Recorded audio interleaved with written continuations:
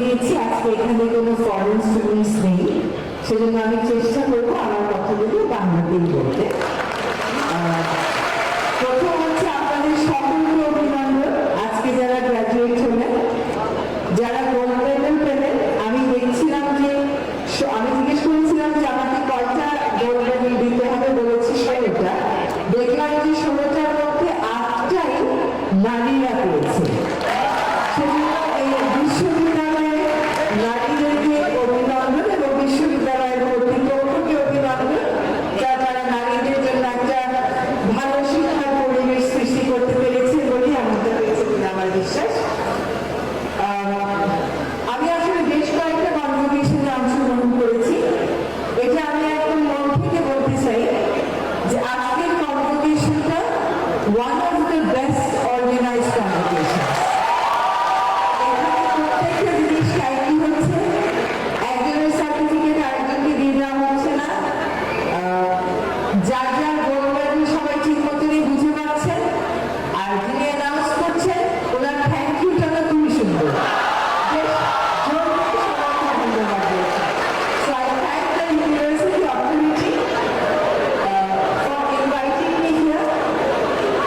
এই অনুষ্ঠানগুলো সবসময় খুব আনন্দঘন হয়। যে দায়িত্বটা আমাদের উপর অর্পিত হয়েছে, সেই দায়িত্ব পালনটা সবসময় একটা আনন্দের সাথে করা যায় না, প্রত্যয়ের সাথেই করছি, কিন্তু অনেক চ্যালেঞ্জ মোকাবেলা করে করতে হচ্ছে। মাঝে মাঝে এরকম অনুষ্ঠানে আসলে একটা রিফ্রেশিং অনুভূতি হয়।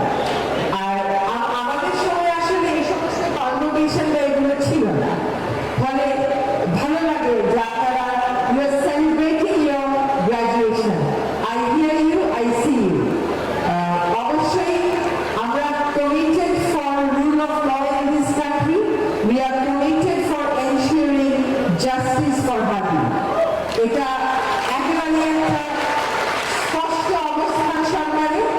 সরকার যতটুকু সম্ভব সর্বোচ্চ দিয়ে হাদির বিচারের চেষ্টা করবে। এর আগে আমরা বলেছি, আমরা একটা সুনির্দিষ্ট তারিখ দিয়েছি, এর মধ্যে চার্জশিট দেওয়া হবে, এবং আমরা বলেছি এই সরকারের সময় এই বিচার কাজ শেষ করবো, এটা আমাদের প্রত্যয়।